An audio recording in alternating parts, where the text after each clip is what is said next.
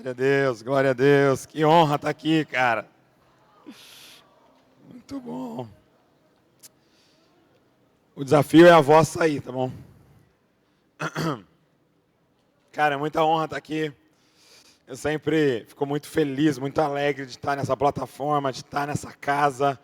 Eu me sinto em casa aqui, eu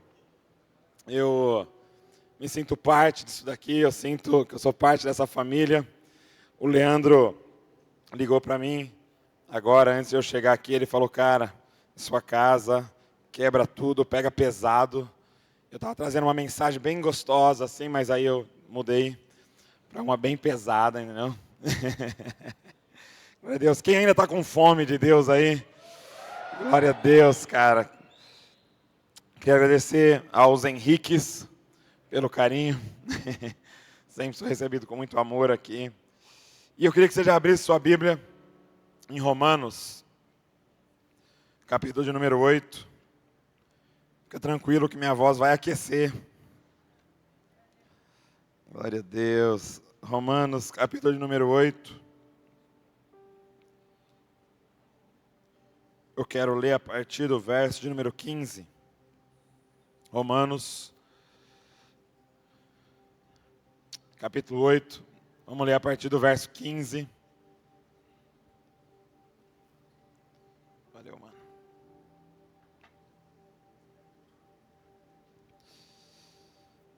Que diz assim: pois vocês não receberam um espírito que os escravize para novamente temerem, mas receberam o espírito que os torna filhos por adoção, por meio do qual clamamos, Abba, Pai. O Espírito testemunha ao nosso espírito de que somos filhos de Deus. Feche seus olhos, papai. Muito obrigado por essa palavra, Senhor, e muito obrigado por poder se reunir aqui, Senhor, com os meus irmãos, para a gente mergulhar na palavra de Deus, Pai, ser ministrado por Ti. Obrigado por esse momento de adoração, Pai. Adoração em comunidade, Senhor Jesus. Obrigado, Senhor, por essa casa aberta, Senhor, para levantar e exaltar o Teu nome, Senhor. Obrigado, papai. Agora nós queremos Te pedir, Senhor, fala conosco. Fala conosco, Pai, no profundo do nosso ser, Pai. E causa mudanças internas em nós, Pai. Papai, nós não queremos somente mudanças de comportamento aqui, Pai. Nós queremos mudança de coração hoje aqui, Pai. Que resultem em mudança de comportamento, Pai. Papai, nós temos fome de Ti. Nós temos sede de Ti, Pai. Pai, nós temos recebido tanto, mas nós queremos mais, Senhor. Nós queremos mais. Fala conosco, Senhor, nessa noite, Pai. É o que eu te peço, usa a minha vida, Senhor. Abençoa a minha voz, Pai. E abençoa cada um aqui que vai receber, que seja uma terra boa, Senhor. Que essa semente encontre, Pai, uma terra boa, Pai, que produza muitos frutos, Papai. No nome de Jesus nós oramos, Senhor. Amém, Senhor. Glória a Deus. Sabe, eu estava pensando e Deus começou a ministrar algo no meu coração. Nesses últimos anos, uma onda veio sobre a nossa nação. Eu não sei se nós poderíamos chamar de um avivamento, mas a verdade é que uma nova estação veio sobre a nossa nação. E foi uma estação onde o amor de Deus, a graça dele, a paternidade de Deus foi revelada a nós com muita profundidade. Vocês estavam cantando aqui agora com o Central. E eu não sei se você percebeu, mas as músicas, elas revelam o que Deus está falando para uma geração. As músicas revelam a teologia de uma geração, a estação de uma geração. E se você pegar as músicas dos últimos anos, o que elas falam? Elas falam do amor do Pai, elas falam da graça de Jesus e elas falam da paternidade de Deus. Cara, se você digitar lá Abba Pai, você vai ver um monte de música que foi produzida nos últimos anos. Por quê? Porque a paternidade de Deus está vindo como uma onda sobre a nossa nação, cara. O amor de Deus veio como uma tsunami na nossa nação e veio lavando toda a religiosidade, cara. Veio lavando todo o legalismo, cara. E a nossa nação está sendo liberta disso. Cara, eu estava falando com o Pedro, falando, cara, que privilégio estar vivo e servindo a Deus nessa geração, cara. Que privilégio estar vivo agora, cara. Que privilégio poder viver isso que está acontecendo. Deus nos deu a honra de visitar alguns lugares nesse carnaval. E, cara, está acontecendo algo muito poderoso no Brasil, cara. Muito poderoso. E é uma onda do Espírito que veio sobre nós. E talvez seja verdade sobre você isso, você poderia afirmar isso também, que nos últimos anos você compreendeu o amor de Deus, cara. Nos últimos anos você compreendeu a graça de Deus. Nós compreendemos. Cara, eu encontro um monte de gente que me fala, Douglas, eu estava há 15 anos na igreja, mas parece que eu me converti há 2 anos. Porque eu entendi o amor de Deus. Cara, eu estava 20 anos na igreja, mas finalmente eu entendi a graça, cara. E parece que isso me libertou. E agora eu vivo um evangelho leve, delicioso, cara, na presença de Deus. E, cara, uma geração nasceu nessa onda. Como foi dito hoje, quero até fazer um upgrade, foram 75 almas hoje, né? 75. 75 pessoas, cara, nasceram de novo e já nessa onda, cara. Elas não vão ter que ter a mente renovada, elas não vão ter que desconstruir vários conceitos para construir o certo. Elas já nasceram nessa onda do amor de Deus, da graça dele, cara, e da paternidade de Deus. E várias pessoas nasceram de novo, cara. Várias pessoas. As estatísticas mostram, cara, que não está mais cabendo nas igrejas. Todo lugar que você vai, gente, está lotado. Todo lugar que você vai tem mais de um culto aos domingos, porque não cabe nos prédios e não dá tempo de construir outro. Cara, as pessoas estão nascendo de novo em milhares e milhares na nossa nação, cara. Em milhões e milhões na nossa nação. As estatísticas mostram, o censo mostra isso. Pra você ter uma noção, eu lembro que esses dias eu dava aula de inglês há uns anos atrás, e um aluno, era um senhor, ele chegou para mim no intervalo e falou assim, ô Douglas, você é evangélico? Eu falei, sou, cara, sou evangélico, eu vou lá na igreja, família debaixo da graça. Aí ele falou, pô, que legal. Eu estava lendo uma revista, e era um artigo que dizia que o povo evangélico é o povo que mais cresce financeiramente no Brasil. Eu falei, poxa, que informação legal, né? Eu falei, mas e aí? Ele falou, aí eu virei evangélico. Eu falei, tem...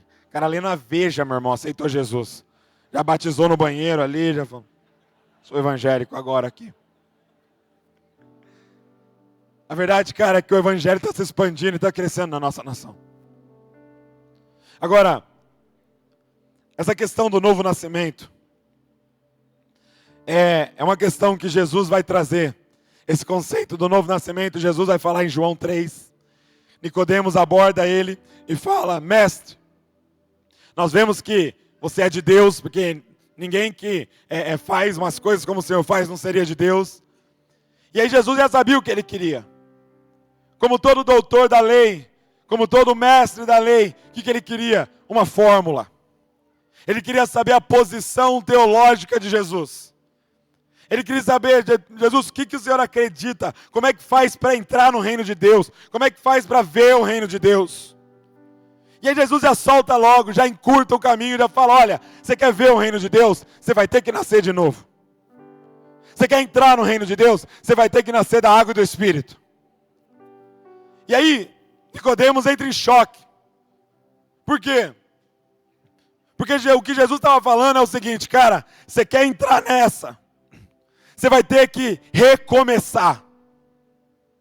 Você quer ver o reino, você vai ter que ser como um recém-nascido, esquecer tudo o que passou e começar do zero, a partir daquilo que eu vou nomear para você. Você vai ter que repensar todas as coisas a partir da revelação de quem eu sou. Você vai ter que filtrar tudo e repensar tudo a partir do encontro que você teve comigo, cara. Você vai ter que nascer de novo. E, gente, Nicodemos não era um neófito, Nicodemos não era idiota para achar que Jesus estava mandando ele entrar na barriga da mãe dele. O que Nicodemos está falando, ele está usando a ilustração de Jesus. Ele fala, Jesus, eu vou ter que entrar na barriga e recomeçar. Jesus, espera aí, sabe que eu entendi direito? Você está falando que eu tenho que deixar tudo para trás e recomeçar? Jesus fala, se você quiser entrar, você tem que nascer de novo. Você já parou para pensar por que Jesus estava diante de uma prostituta e um doutor da lei? A prostituta abraçava a mensagem, o doutor da lei rejeitava. Jesus estava diante de um publicano, que seria um corrupto, e diante de um escriba. E o escriba rejeitava a mensagem, e o corrupto aceitava. Por quê? Porque aqueles com uma reputação duvidosa abraçavam Jesus, e aqueles que tinham vidas perfeitas rejeitavam ele. Porque a mensagem do evangelho é essa: você pode recomeçar do zero, cara. Sabe, tudo que você passou, joga no lixo, e eu vou te dar uma nova vida, como se você tivesse nascido hoje. Cara, quando a prostituta ouvia aquilo, quando a prostituta ouvia aquilo, ela falava, o quê? Eu posso começar de novo? Pode. Eu posso nascer de novo? Pode. Deus não vai levar em conta nada que aconteceu.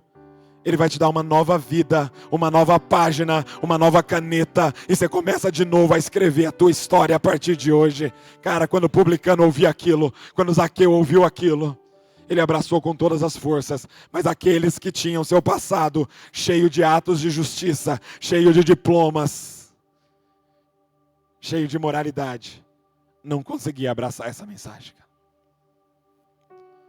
Cara, nós nascemos de novo. Nós recomeçamos a nossa história, cara. Agora, o que Paulo vai falar nesse texto é como é que se dá esse novo nascimento. Paulo vai trazer uma explicação teológica de como que se dá o novo nascimento. E olha o que ele diz. Você pode aumentar só um pouquinho meu microfone? Som. Beleza. Ele diz assim, olha. Porque, olha só, 8... Obrigado, mano. 8:15. Pois vocês não receberam o Espírito que os escravize, para novamente temerem, mas receberam o Espírito que os torna filho por adoção, por meio do qual clamamos, Abba, Pai. Ele diz assim, como é que é esse nascer do Espírito? O Espírito entra em você, você recebe ele, e de repente, algo dentro de você clica com o seu Espírito, e você começa a ter uma certeza de que você foi adotado por Deus, e você começa a clamar, Abba, Pai. Ele está falando, cara, ele entra, e ele te dá uma certeza, ele é o seu paizinho. E de repente você acorda, de repente termina um culto, de repente você termina um texto, de repente você termina uma pregação, de repente você termina um livro, e uma certeza está em você, cara. Ele é o meu Abba. E Abba, gente, era o jeito que um recém-nascido falava. Abba é um jeito que uma criança que está acabando de aprender a falar, dizia pai. Porque era o balbuciar de umas palavras. Era Abba, Abba, Abba, Abba. Sabe quando a criança está aprendendo a falar 10 meses, 11, 1 ano, ela começa a chamar papá, papá, papá, papá. Ele falou, cara, quando o Espírito entra, de repente, ele faz você nascer de novo, e o teu Espírito começa a clamar, Abba, Abba, Abba, papá. Abba, a gente nem conhece ele direito, a gente nem sabe muito sobre ele, mas algo dentro de nós começa a clamar, Abba, Abba, Abba, e uma certeza nos invade, eu não sou mais órfão, cara, eu tenho pai, cara, eu tenho pai. E a compreensão que veio sobre nós nos últimos anos, é que tudo isso, gente, é pela graça, não é mérito nosso. Paulo vai dizer em Efésios, ninguém pode bater no peito e se gloriar. É uma obra do Espírito em nós. Ele vem, ele entra, ele faz e acabou. Não tem uma fórmula. Não tem 7 passos para nascer de novo. A gente simplesmente nasce da bondade dele, da misericórdia dele. O fato é esse, gente. Ele nos achou, ele nos encontrou e ele derramou o Espírito em nós. E nós não sabemos nem porquê, mas ele achou nós. E você passa pelas ruas da cidade, você vê a prostituição, você vê a homossexualidade, você vê várias maldades na televisão, na internet, em toda parte. Não pense que nós somos melhores do que eles. Porque a única diferença entre eles e nós é que o Pai nos achou. E Ele derramou o Espírito em nós. E Ele nos deu a certeza da adoção. É uma obra dEle, inteiramente dEle. E é por isso que toda a glória é dEle. Porque foi Ele que fez, cara. Nós nascemos de novo. Agora, no começo do ano, eu comecei a reler o Novo Testamento. E abre comigo em Mateus. Vai lá em Mateus, capítulo de número 5.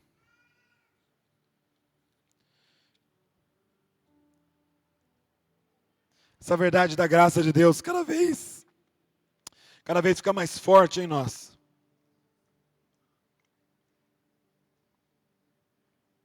Cada vez temos mais certeza. Mas de repente, você se depara com um texto como esse. Mateus 5, 44. Olha o que diz. Mas eu lhes digo, amem os seus inimigos. Orem por aqueles que os perseguem, para que vocês venham a ser filhos de seu Pai que está nos céus. Aí eu falei, não, peraí, Jesus. Está errada a sua teologia aqui, Jesus. Sermão da montanha. Uma das porções mais importantes para nós. Jesus diz, ei, amem os seus inimigos. Ore por quem persegue vocês, para que vos torneis filho do vosso Pai que está nos céus. Aí você fala, aí, peraí. É uma obra do Espírito que entra, faz, vira uma chave e a gente nasce de novo, ou tem um trabalho nosso? Porque você concorda comigo que amar inimigo e orar por quem te persegue é treta demais. Quem tem dificuldade de amar os amigos aqui, levanta. Pode levantar. Eu sei que ele está do seu lado, mas levanta, fazer o quê?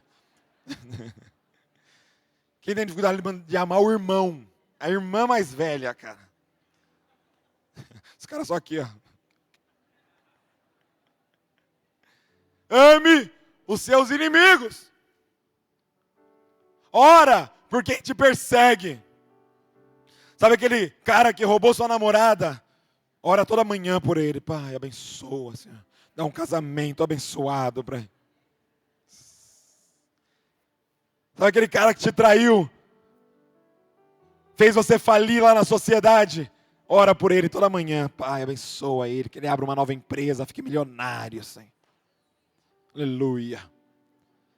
Para que vos torneis filhos do vosso Pai que está nos céus. Cara. Ô Jesus.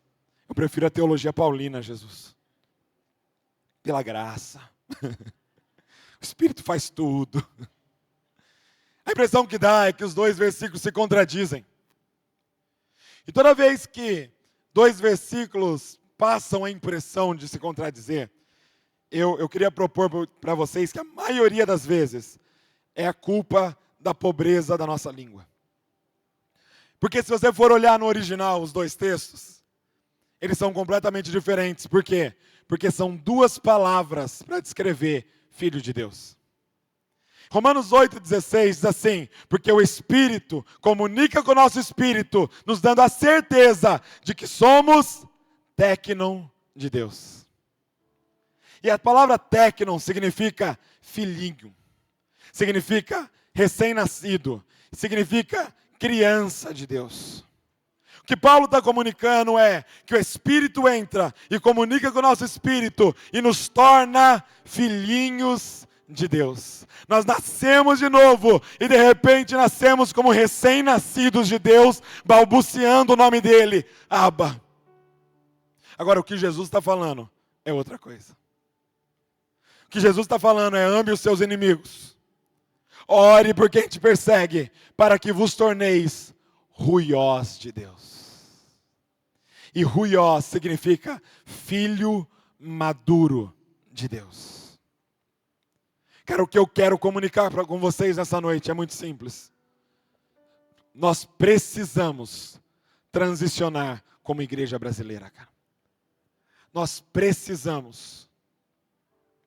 Essa onda do amor de Deus, da bondade de Deus, da graça de Deus, da paternidade de Deus, não é a última onda. Na verdade, ela é a primeira, cara. Que só deu start em algo muito poderoso que vai acontecer. Porque o novo nascimento não é o fim da linha. O novo nascimento é só o começo daquilo que ele vai fazer. O novo nascimento não é o propósito de Deus. O novo nascimento é o meio que Deus usa para o propósito dele, que é te tornar um filho maduro de Deus, cara. Cara, eu não sei se você já parou para pensar, para se questionar. A Val estava lendo para mim o censo dos últimos anos e o crescimento da igreja. Todo sociólogo está assustado com o crescimento da igreja brasileira, cara. Só que não é ilógico nós crescermos tanto como igreja e a corrupção crescer. Não é ilógico tanta pessoa nascendo de novo e a pedofilia crescer. E o divórcio crescer. E o homicídio crescer.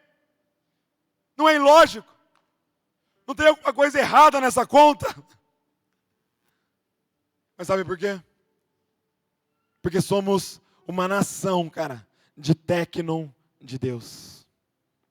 Somos uma nação de filhinhos de Deus. E filhinhos de Deus não alteram uma nação. Apenas os ruiós de Deus alteram uma nação, cara. Apenas os filhos maduros de Deus trazem mudança e redenção para uma cidade. Apenas os ruiós de Deus alteram as suas faculdades. Apenas os ruiós de Deus. Nós precisamos transicionar, gente. Nós não podemos ficar numa infância espiritual por toda a nossa vida, cara. Nós não podemos parar no novo nascimento. Nós precisamos progredir como igreja. Então, a partir dessa onda de evangelismo que veio sobre nós, precisa vir uma onda de discipulado para nos amadurecer, gente. Sabe o que Romanos 8 diz na continuação? Ele diz assim, olha, verso 19: a natureza criada aguarda com grande expectativa que os ruiós de Deus sejam revelados, cara. Cara, essa cidade aguarda com grande expectativa que os filhos maduros de Deus se manifestem.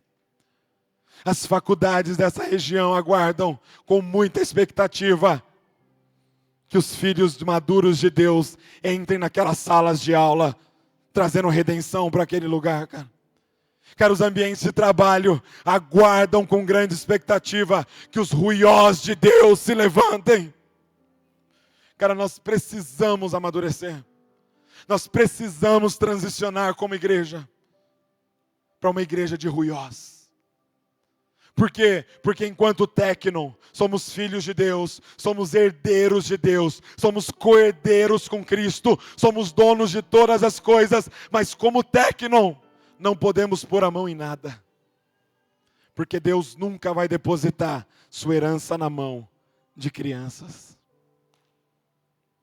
Somos donos de todas as coisas, mas vivemos como servos, como escravos, diz Paulo. Porque o de menor não pode pôr a mão em nada, somente quando se torna um filho maduro de Deus, que temos acesso a toda a herança de Deus. Nós vamos ter que transicionar, cara. Mas a pergunta é, como se tornar um ruiós de Deus? Como se tornar um ruiós de Deus, cara? E a primeira coisa que eu queria te dizer é o que eu falo para os meus filhos todo dia. Uma orientação muito complexa que eu trago para eles, assim, para a Luísa e para o Davi. Quando dá umas 10 para meio-dia, eu saio do serviço, eu vou para casa. E eu vou ajudar a Val. Eu coloco os dois na mesa. E falo todo dia para eles. Se vocês querem crescer, vocês vão ter que comer. E eu falo, Luísa, não adianta leite com Nescau, Luísa. Leite com Nescau não faz ninguém crescer, Luísa. Você precisa de arroz e feijão. Você precisa de bife, Luísa. Você precisa de comida sólida se você quer crescer, cara. Come, Davi. Senão você vai ficar pequeno o resto da vida, Davi. Come tudo. Olha o tamanho do braço do pai, Davi. Ele acha que é grande, entendeu? Deixa ele achando. Olha o seu bracinho, Davi. Sabe por quê? Porque o pai comeu tudo. O arroz, o feijão, a carne. E, cara, é exatamente o que o autor de Hebreus diz. Como eu queria apresentar para vocês um alimento sólido. Mas vocês ainda estão no leite, cara. Vocês ainda estão no leite espiritual. Já era para vocês serem mestres. Mas eu ainda preciso relembrar as coisas. Sabe, se a gente quer se tornar os ruiós de Deus, nós temos que comer, gente. E comer alimento sólido. Agora, o que é alimento sólido? O que é alimento sólido? E por muito tempo, a gente pensou que alimento sólido era o quê? Aquelas revelações profundas, não? Sabe quando vem o Leandro Vieira e prega durante 4 horas e 40 minutos? E aí termina 2 da manhã, você fala, meu Deus do céu, isso foi uma feijoada, meu irmão. Isso foi muito profundo. Que é isso, cara? E você sai daqui com o estômago espiritual, assim parece, né? Meu Deus, foi muito forte. Aquilo é alimento sólido. E aí, de repente, você está lá na célula. E aí, o irmão fala, ó, tem uma palavra aqui. Ele fala, Jesus morreu. Ressuscitou. Mora dentro de você. Amém? Amém. Você fala, pô, foi legal, mas, né? Foi mais um leitinho, assim. Foi mais um devocional, né? Por muito tempo a gente pensou que alimento sólido era a profundidade da revelação. Mas eu queria propor uma outra coisa para vocês hoje aqui. Qual a diferença entre leite e alimento sólido? Não é a profundidade da revelação, gente. A diferença entre leite e alimento sólido é quem está processando o alimento. A diferença é que o leite, ele está fazendo referência ao leite materno. Sabe, é o alimento em que a mãe processou e só jogou na boca do filho. E o trabalho do filho é só engolir. Eu ousaria dizer para vocês que tudo que a gente recebe da plataforma é leite. Porque foi alguém que processou e jogou na sua boca. O que é alimento sólido? Meu irmão, é sair para o seu quarto, fechar a porta e caçar, e preparar, e cortar, e mastigar, e engolir, e digerir o seu próprio alimento, cara. Alimento sólido é aquilo que você foi atrás, é aquilo que você buscou, é aquilo que Deus falou pessoalmente com você, é aquilo que você tem que mastigar, e mastigar, e mastigar. Sabe quando você pega aquele versículo e você mastiga, você sabe que tem alguma coisa ali, e você mastiga, você mastiga, você mastiga, você mastiga, e de repente sai algo para você daquilo, e você começa a digerir aquilo, cara. Isso é alimento sólido. Meu irmão, você quer crescer? Pega a tua Bíblia, entra no teu quarto e prepara o teu alimento, cara. Porque o que sai daqui, cara, é leite para nós. E eu não estou falando que isso aqui é ruim. Eu tomo um leitinho antes de dormir todo dia, entendeu? É importante, complementa, mas o que nos faz crescer é o nosso tempo a sós com a palavra de Deus, cara, preparando o nosso alimento. Cara, você vai ter que entrar no seu quarto. E você vai ter que caçar aqui dentro, cara. Você vai ter que caçar aqui dentro. Você vai ter que lutar contra esse livro, cara. Sabe, a impressão que dá às vezes é que a gente se tornou uma geração que tem muito mais prazer em tirar uma selfie com Moisés do que subir a montanha. Cara, a gente quer tirar uma foto com Moisés. Só que a montanha tem o acesso livre para você subir ao ponto mais alto e se encontrar com Deus. Meu irmão, o caminho está aberto. O véu foi rasgado. O acesso está livre. Cara, entra e tem contato direto com Deus e deixa Deus trazer um alimento sólido para vocês, profundo, que vai nos tirar dessa infância espiritual e nos colocar num amadurecimento nele, cara. Vai nos fazer, vai nos tornar os ruiós de Deus. Cara, nós vamos ter que comer. Nós vamos ter que comer e preparar o nosso próprio alimento, cara. Com esse livro aqui. É colocar um cotovelo de cada lado e não sair, cara. Enquanto não sentir que a barriga está cheia, cara, daquilo que Deus tem para você. Nós vamos ter que comer alimento sólido. Segundo, se nós queremos nos tornar os ruiós de Deus, o texto diz assim, verso de número 14. Romanos 8, verso 14. Porque todos os que são guiados pelo Espírito de Deus são filhos de Deus. E a palavra aqui é ruiós. Porque todos que são guiados pelo Espírito de Deus são ruiós de Deus. Qual é a característica de um ruiós? É que ele anda no Espírito de Deus. E eu queria falar de forma muito prática sobre isso com você, cara. A Bíblia diz que João Batista caminhava no espírito de Elias. O que é isso? Ele tinha reencarnado Elias? Não. Ele representava o ministério de Elias. Quem via ele, percebia que ele andava na mesma vibe que Elias andou. No mesmo ministério que Elias andou. Cara, o que um ruiós faz? Um ruiós representa o pai dele, cara. Um ruiós é a representação do pai nessa geração. Ele tem essa consciência. Aonde ele chega para representar o pai. Ele entende que ele carrega um nome. Sabe, gente, o Davi de 4 anos, meu filho, não me representa. Eu não tenho nada a ver com o que ele faz na escola, meu irmão. Não me representa. A professora fala, o Davi está aprontando. Eu falo, olha, não tem nada a ver com isso.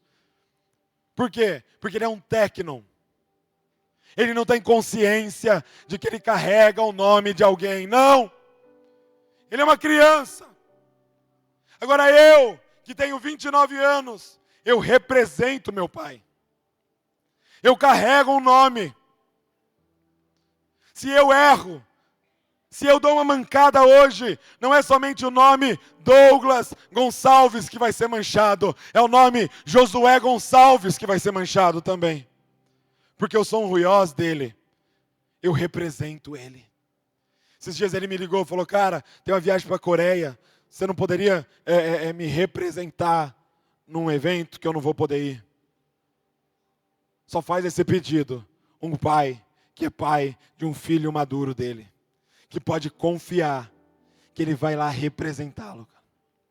Cara, nós somos os ruiós de Deus, gente. Cara, eu queria que você transicionasse a sua cabeça e você tivesse consciência quando você entra naquela faculdade, cara. Quando você entra na sua casa. Quando você está na sua rua. Quando você está no trânsito. Quando você está no ambiente de trabalho. Você representa o Pai. Você representa o Pai. E as pessoas terão um encontro com o Pai a partir daquilo que você representa.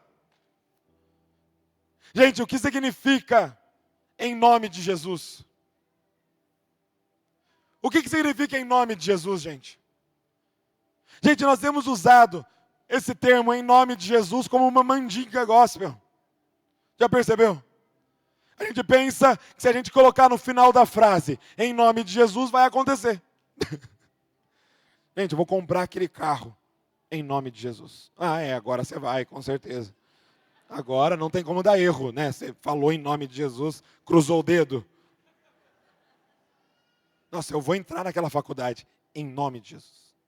Aí fala, agora você vai mesmo. Nem estudou, não fez nada, mas vai entrar. Gente, o que significa em nome de Jesus? É o que o termo diz.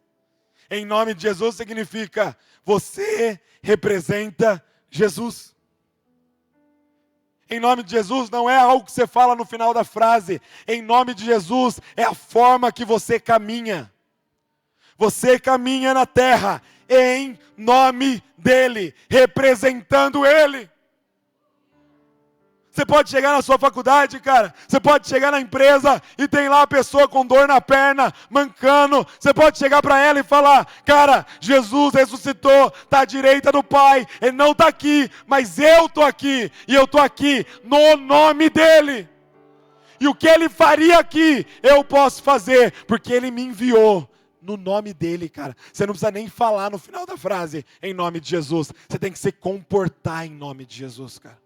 Perna, seja curada, porque você sabe que eu estou aqui no lugar de Cristo Jesus. E é isso que Ele faria se Ele estivesse aqui e eu represento Ele. Cara, nós somos os ruiós de Deus. Nós representamos o Pai. Por isso, gente, nós temos que andar em santidade. Porque o nosso Pai é santo. O nosso Pai é santo, santo e santo. Nós temos que representá-lo. Nós temos que revelar para essa geração quem é o nosso Pai. Gente, eu não me comporto, eu não ando certinho para o Josué Gonçalves, o meu pai, me amar. Eu vou fazer tudo certinho, porque aí meu pai vai me amar. Não, gente, meu pai me ama, eu sou filho dele, ele não tem escolha. Eu ando certinho, porque eu represento ele. Gente, de uma vez por todas, nós não andamos em santidade para Deus nos amar. Ele é apaixonado por nós. Nós andamos em santidade porque nós representamos o nosso Pai. Aonde a gente chega, eu quero que as pessoas saibam quem meu Pai é. Só que o meu Pai é santo. E eu tenho que ser santo, cara. Por isso, cara, sai desse lugar aqui e dá um jeito, mas anda em santidade, cara. Procura os líderes, procura o líder do seu GC, procura o líder aqui da igreja, procura alguém e confessa, joga tudo para fora, vomita tudo. Reúne com a sua esposa, reúne com o seu marido e coloca tudo na mesa. Procura os seus pais, abre o jogo para eles. Jesus falou, corta a mão, mano, arranca o olho, corta um pé, mas sejam ruiós de Deus. Vocês representam o Pai, cara. Anda em santidade. Gente, eu tenho uma grande preocupação na minha vida. Eu represento Deus para o Davi e para a Luísa. Eu sei que tem vários pais hoje aqui. Vocês representam o Pai Celestial para essas crianças que estão na sua vida, cara. Você tem noção disso? Eu tenho noção que o Davi e a Luísa olham para mim assim, ó. Oi, pai. O Senhor é gigantesco, pai. Meu Deus, pai, o Senhor é o mais forte que existe. Pai, você é demais, pai. O meu pai pode todas as coisas. E eu estou construindo a imagem de Deus na cabeça deles, a partir das minhas escolhas e do meu comportamento. Se liga no tamanho da responsabilidade que nós temos como pais. E que Deus nós estamos representando para essas crianças. Que Deus nós estamos representando. A reputação de Deus está nas nossas escolhas, palavras, comportamento para os nossos filhos. Será que os seus filhos vão ter que passar por libertação, gente? Porque tem uma imagem deturpada de quem é Deus a partir do que viu na sua vida. Você representa o Pai. Sabe, há uns anos atrás eu estava fazendo um propósito de televisão e de internet, sim, sem usar tal. E aí, eu lembro que eu fui almoçar com meu pai. Aí meu pai falou assim, cara, você viu uma notícia que saiu de um cara que entrou em casa voltou do serviço, sei lá, chegou em casa e começou a brigar com a esposa, e a briga ficou tão feia, ele ficou tão possesso da briga, que ele começou a espancar a esposa. Ele bateu na esposa, bateu, e ela ficou desacordada no chão. Aquele cara estava tão possesso, que ele pegou o filhinho de 6 anos, e foi para a sacada do 12º andar, onde eles moravam. E ele ficou sentado na sacada com o filho no colo. E os vizinhos perceberam, começaram a sair nas sacadas, e os vizinhos contavam na reportagem que ouviam a criança dizendo: pai, não pula, pai. Pai, não pula, pai. Pai, me leva para a mamãe, pai. Pai, não pula, por favor, pai. Pai, leva para a mamãe, pai. E passado uns 20, 30 minutos, ele pulou com o filho no colo, cara. E os dois morreram lá embaixo, lógico. Eu estava no restaurante, meu pai me contou isso. E aquilo, cara, eu senti na hora o Espírito Santo falando comigo. Douglas, todas as vezes que você cair, seus filhos estão no seu colo, cara. Todas as vezes que você cair, cara, seus filhos estão no seu colo, cara. E posso ir mais fundo, todas as vezes que você cair, seus filhos espirituais estão no seu colo, cara. Eles não sabem que você está vendo pornografia, eles estão no seu colo, cara. A gente representa o Pai, cara. Para uma geração que vem atrás de nós, nós representamos o Pai. Por isso dá seu jeito. Tem crianças na sua casa que precisam receber a revelação de quem Deus é. Por isso, marido, dá seu jeito, que o Espírito Santo coloque a voz do seu filho, da sua filha no seu ouvido, dizendo: pai, não pula, pai, não pula, pai, mãe, não pula, mãe, não pula, mãe, para de pecar, pai, para de pecar, mãe, porque eu vou herdar, sem ter feito nada, o que vocês estão fazendo. Cara, nós precisamos nos tornar os ruiós de Deus, que andam conscientemente, guiados pelo Espírito de Deus por toda parte, cara. E o Espírito de Deus só nos leva a uma direção: santidade. Ele é o Espírito Santo. Gente, eu amo esses momentos de chapação, gente. Eu amo esses momentos na presença de Deus, mas esse não é o objetivo principal do Espírito Santo. Porque o sobrenome dele já diz: Espírito Santo.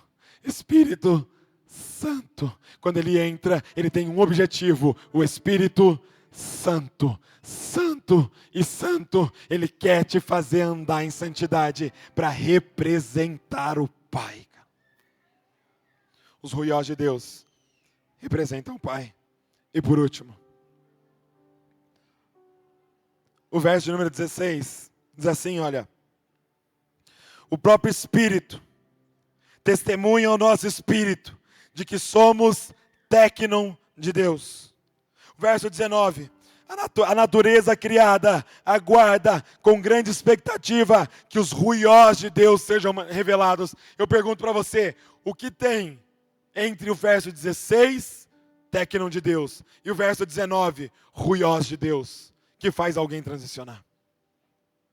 O que acontece no meio, que nós saímos de tecnon para ruiós? E é o verso 18 que está no meio, que diz assim, olha: considero que os nossos sofrimentos atuais não podem ser comparados com a glória que em nós será revelada. Tem uma palavra que nos transiciona mais do que tudo para ruiós de Deus, se chama sofrimento. Sofrimento, cara. Diga amém. Diga amém. Vai doer, Douglas? Vai doer, cara. Mas não tem nada mais poderoso para nos fazer crescer do que o sofrimento. Qual a diferença do Davi de 4 anos para o Douglas de 29? A capacidade de suportar o sofrimento por um propósito. Quando eu vou no dentista, estou fazendo um canal aqui, e ela vem com aquela injeção desse tamanho.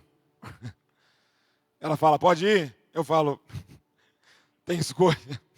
Vai. E ela enfia a agulha. e joga a anestesia lá. Por quê? Porque eu sei o porquê ela está fazendo aquilo. Eu sei o porquê eu estou passando aquela dor. É para um benefício. É para algo muito maior. É por um propósito. Meu irmão, esses dias eu fui levar o Davi e a Luísa para tomar vacina. Meu irmão, que escândalo foi aquele? Imagina ele segurando no batente da porta, assim, não, não, não. E eu puxando ele, e ele segurando na porta. Por quê? Porque ele não entende que tem dores que a gente passa, que não são para nos matar, mas são para nos deixar ainda mais vivos, cara. Deixa eu te falar uma coisa, ele podia implorar para mim, chorando como ele fez, eu não ia livrar ele daquela dor, porque aquela dor não é um ato da maldade do Pai, é um ato da bondade, do amor do Pai, para deixá-lo muito mais forte, cara. Muitas vezes à noite, você está orando, Deus me livra, Deus me livra, Deus me livra, e o Pai está dizendo, não, porque eu sou apaixonado por você, eu não vou te livrar, cara. Porque eu preciso te vacinar. Eu preciso te vacinar. Cara, nós não podemos correr do sofrimento, gente. Na verdade, nós temos que ir em direção ao sofrimento. Nós temos que abraçar o sofrimento. Eu posso ser louco aqui. Nós temos que orar, pedindo por sofrimento.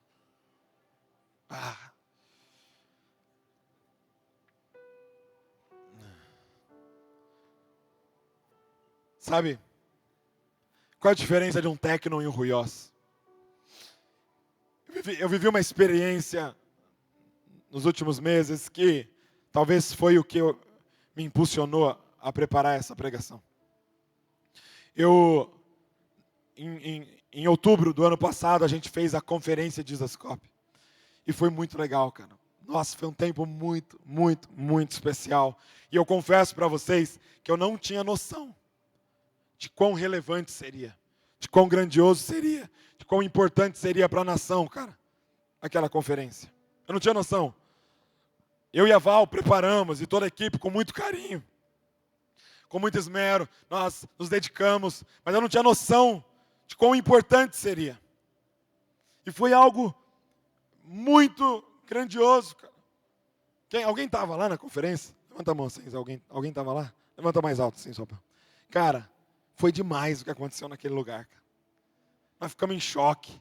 E os vídeos continuam rolando, e os testemunhos continuam chegando. Agora, eu posso te dizer com todas as letras, cara, que tudo isso que está acontecendo, através das redes sociais, lá em Bragança, na família de Isascope, na conferência, não é mérito meu, cara.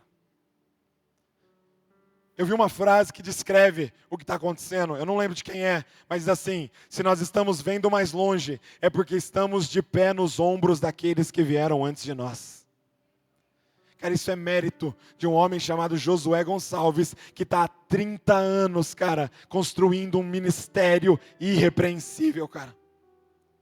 Eu nunca vi ninguém falar um A do meu pai em 30 anos de ministério, cara. Aonde eu vou, aonde eu piso nessa nação, alguém vem me falar um testemunho de uma mudança de vida através do ministério do meu pai, cara. E o que eu estou vivendo hoje, eu estou caminhando numa trilha que ele abriu, cara, com um facão, tá ligado? Ele veio abrindo, eu estou só caminhando na trilha aqui de boa, carregando um sobrenome. Cara, esse homem investiu tanto na minha vida.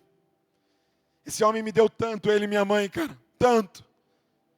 Desde a escola particular, até o curso de psicologia que ele pagou para mim, até me enviar para os Estados Unidos para aprender inglês. Ele me ajudou a casar, ele deixou eu morar no apartamento dele por alguns anos, quando eu e a Val casamos. Ele me ajudou a comprar o primeiro carro, ele me ajudou, cara, ele me emprestou a garagem para eu começar o Isascope, para não pagar aluguel nos primeiros anos, cara. Ele patrocinou tudo que está acontecendo, cara. Porque isso é um pai, não é verdade? Isso é paternidade, é depositar na próxima geração, cara. É depositar. Eu lembro que na conferência mesmo, eu cheguei para ele e falei, pai, eu queria filmar a conferência, pai, eu queria transmitir online. Você não me empresta o seu equipamento? O equipamento de filmagem, ele tem um equipamento bom lá. E ele falou, claro, pega aí. Eu falei, mas você não pode me emprestar os funcionários também? Né? Deu a mão, você vai pedir no pé. Ele falou, pode ser, pega os funcionários também. Aí os funcionários perderam o dia de trabalho lá para fazer trabalho para mim lá, de filmar e tal. E a gente, no Dizascope, a gente entende que a gente tem um encargo, que é trazer uma mudança na nossa sociedade, trazer uma mudança na igreja brasileira através da literatura. O tempo todo a gente fala de livros, o tempo todo a gente fala de leitura, o tempo todo a gente está indicando livros e falando para vocês, leiam, leiam, leiam, leiam, leiam. E não foi diferente na conferência. Fiz questão de armar uma livraria gigantesca. Falei com a Agnus, falei com a Mundo Cristão, falei com a Vida Nova, falei com a Monergismo, falei com todos que eu podia, cara. E nós montamos uma livraria gigantesca. Eu falei, cara, esses caras vão sair abastecidos para 1 ano de leitura desse lugar, cara. E foi muito legal, tal. A galera pôde ter acesso a um monte de livro lá. E, cara, a conferência foi muito boa. Eu lembro que nós terminamos a conferência. No outro dia, eu voltei para casa, tal, na semana. Eu fui falar com meu pai. Eu fui celebrar com ele, eu fui falar, pai, foi demais, pai. Foi maravilhoso. Aconteceu isso, aconteceu aquilo, pai. Em tal momento, Deus fez isso, Deus fez aquilo. E eu contando para ele. E meu pai celebrando comigo aquela vitória. E aí, de repente, cara, meu pai me fez uma pergunta. Que, cara, foi uma bomba dentro de mim. Foi uma bomba. Sabe quando vem aquela pergunta que se acorda? E ele falou assim, Douglas, posso te perguntar uma coisa? Douglas, eu vi que você montou uma livraria lá, bem grande. Eu falei, foi muito bom. Ele falou assim, Douglas, por que você não colocou os nossos livros lá? Os livros da nossa editora lá. Por que você não colocou? E aí ele me disse assim, Douglas, a gente está passando um momento tão difícil na nação, cara. A gente está passando uma crise na nação e essa crise tem afetado também a nossa editora. Tem afetado também a nossa estrutura. Poxa, Douglas, ele me disse assim, presta atenção. Você teria me ajudado tanto colocando o material lá. Cara, naquele momento, uma bomba explodiu dentro de mim. E eu entendi, cara. Eu falei, até hoje, eu estava me comportando como um técnon. E qual é a característica de um técnon? Um técnon pede. E Deus me falou na sala dele, você não é mais técnico, meu irmão, você é um ruiós, e ruiós não pede, ruiós oferece ajuda. Em nenhum momento eu tinha pensado em entrar na sala do meu pai e falar, pai, o que eu posso te ajudar? Pai, de que forma eu posso contribuir? Pai, de que forma eu posso devolver para o Senhor tudo que você depositou na minha vida? E eu vim dizer uma coisa para vocês. Nós precisamos transicionar, gente. E o que é essa transição? É a gente parar de ajoelhar diariamente para pedir para Deus. E ajoelhar pela manhã, antes de sair de casa, e dizer, papai, pede o Senhor, que eu vou fazer agora. É parar de levar as nossas lágrimas diariamente para Deus e falar, papai, o que o Senhor está chorando para eu consolar o teu coração com a minha vida? Acho que chegou o tempo a gente parar de levar as nossas dores para Deus e perguntar a Deus, o que está doendo, o que está doendo em Taubaté? Pai, quando o Senhor olha para Taubaté, o que dói no teu coração? Você pode falar, cara, mas é Deus, soberano. Você acha que Ele tem alguma dor? Você acha que Deus sofre? Deixa eu te falar uma coisa. Enquanto você está aqui, tem uma criança de 2, 3, 4 anos em algum lugar sendo abusado, meu irmão. Você acha que Deus não sofre? Tem uma menina de 15 anos em alguma clínica de aborto, prestes a arrancar um bebê, cara. Você acha que Deus não sofre? Tem uma mulher sendo espancada em algum lugar. Você acha que Deus não sofre? Tem um idoso sendo maltratado, tem um adolescente passando fome, tem alguém sendo estuprado, e tem alguém que vai morrer essa noite, assassinado, cara. Você acha que o nosso papai não está sofrendo? E agora, eu acho que chegou a nossa vez, cara, de fazer alguma coisa pelo nosso Abba. Chegou a nossa vez de entrar na sala dele não para pedir, mas para oferecer ajuda. Porque isso é característica dos ruiós de Deus. O Salmo 116 sempre mexe muito comigo. Do verso 1 ao 11, Davi começa a falar de tudo que Deus faz. Davi começa a falar: eu clamei e você respondeu. Eu levantei os meus olhos para ti e o Senhor me atendeu. Eu estava cercado de inimigos e o Senhor me livrou. Eu estava angustiado e o Senhor me consolou. O Senhor colocou sua alegria em mim. E de repente chega o verso de número 12, gente. São 11 versículos dizendo tudo o que Deus fez. E de repente chega Salmo 116, 12. E Davi levanta os olhos para o céu e diz: o que darei eu por todos os teus benefícios para comigo? Senhor, o que darei eu por toda essa bondade comigo? Gente, nós recebemos essa onda do amor de Deus, essa onda da bondade de Deus. Chegou a nossa vez de levantar os olhos para o céu e dizer: o que daremos nós por todos os teus benefícios para conosco? Nós não merecemos essa roupa, nós não merecemos essa linda estrutura, nós não merecemos esse amor escandaloso, nós não merecemos a graça, nós não merecemos o céu, nós não merecemos o reino, mas Ele nos deu de graça, cara. Nós não merecemos estar vivo, mas Ele está nos sustentando dia após dia. Chegou a nossa vez, gente, de olhar para Ele e falar: o que daremos nós por todos os teus benefícios para conosco, Senhor? O que daremos nós? Senhor, o que o Senhor quer da minha existência, Senhor?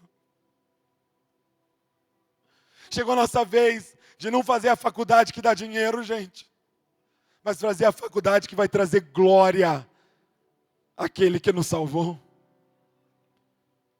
Chegou a nossa vez de não ficar naquele emprego que nos traz o conforto, mas gastar a vida num propósito que traga glória ao Senhor. Gente, nós não somos somente receptores da graça, nós somos os reprodutores da glória, cara. Salvação não é o propósito final, salvação é o meio para o propósito de Deus, que nós traçamos glória para Ele, cara. Glória para Ele. Sabe, eu encerro dizendo para vocês, eu estava em Curitiba, no Eis Aí o Noivo, e um dos caras que caminham com o Leandro ministrou uma palavra, Pedro Becker, e ele lembrou de uma história, que talvez até você já ouviu, e eu quero te lembrar. Uma história dos morávios. Os morávios foram um grupo missionário que oraram 100 anos, ininterruptamente, cara. Os caras oraram 100 anos, sem parar. E eles tinham um lema: não ore se você não estiver disposto a ser resposta da sua oração. Irmão, nem ore se você não estiver disposto, em Deus dando oportunidade, você ser resposta daquilo que você está orando. E aí, conta a história que tinha um pastor que estava num momento como esse, e ele fez um apelo missionário, dizendo: quem gostaria de entregar a vida pelos povos não alcançados? E aí uma galera veio para frente, ele orou por eles, e tinha 2 jovens em especial ali no meio. E esses 2 jovens, nos próximos dias, eles ficaram sabendo que tinha uma ilha com 2.000 escravos vivendo na ilha. E que esses 2.000 homens e mulheres nunca conheceriam a Jesus Cristo. Só que essa ilha era de um senhor inglês. E eles decidiram, assentaram no coração: nós vamos para essa ilha para compartilhar o evangelho com esses escravos. E eles chegaram nesse senhor inglês e falaram: olha, a gente quer ir lá para pregar o evangelho para aquela população. E o senhor inglês era ateu. E ele falou assim: eu não quero essa bobeira eclesiástica na minha ilha. Eu não vou deixar, eu não vou permitir. Sabe o que esses jovens fizeram? Eles chegaram para esse senhor inglês e falaram: você aceita que a gente se venda como escravo? O senhor inglês olhou para eles e falou assim, com duas condições. Primeiro, é por toda a vida, não tem volta. E segundo, eu não vou pagar passagem de navio para vocês irem. Esses dois jovens, cara, se vendem como escravos. Por causa de 2.000 pessoas que nunca conheceriam a Jesus Cristo, cara. Eles pegam o dinheiro que o senhor inglês deu pela venda deles e paga a própria passagem deles para ir para aquela ilha. A história conta, cara, que eles estão no porto, junto com a família. E você imagina o choro dos pais, você imagina o choro da igreja, vendo a face dos filhos pela última vez. Eles nunca mais se viriam. E eles estão chorando copiosamente. Aqueles dois entram no navio. E o navio começa a ir embora. E eles vêm para a parte de trás do navio. De frente com os familiares que estão no porto, vendo o navio ir embora. E eles começam a gritar uma frase.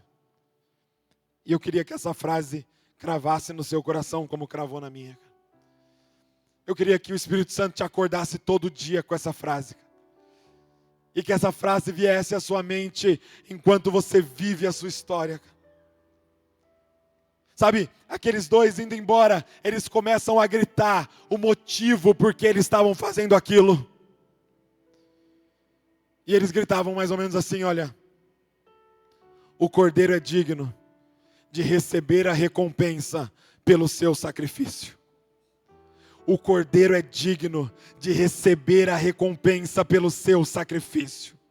Sabe por que nós estamos indo? Porque o cordeiro é digno de receber a recompensa pelo seu sacrifício. Cara, eu vim dizer que o cordeiro é digno de receber uma recompensa pelo seu sacrifício. O cordeiro é digno da sua santidade. O cordeiro é digno da sua faculdade. O cordeiro é digno da minha voz. O cordeiro é digno da minha história. O cordeiro é digno da sua inteligência. O cordeiro é digno da tua família. O cordeiro é digno do teu casamento. O cordeiro é digno da nossa história. Gente, um dia eu e você vamos estar diante desse cordeiro que foi imolado no nosso lugar.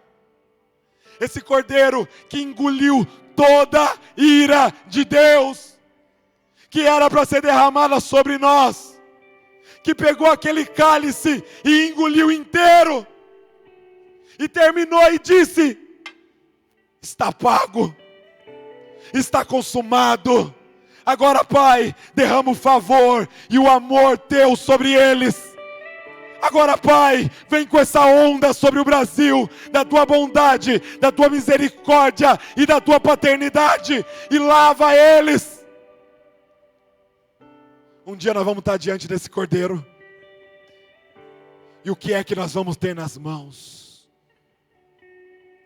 Será que a gente vai poder chegar, se ajoelhar, arrancar nossas coroas, colocar no pé dele e dizer: o cordeiro é digno de receber a recompensa pelo seu sacrifício, cara? Será que teremos obras de ouro, obras de prata, pedras preciosas para apresentar para ele? Da história que vivemos aqui. O cordeiro é digno, cara.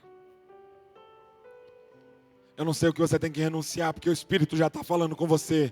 Eu só sei que o cordeiro é digno de receber a recompensa pelo seu sacrifício, cara.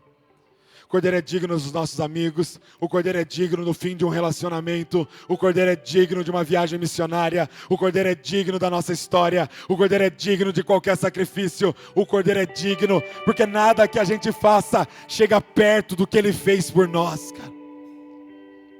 Se coloque de pé no seu lugar.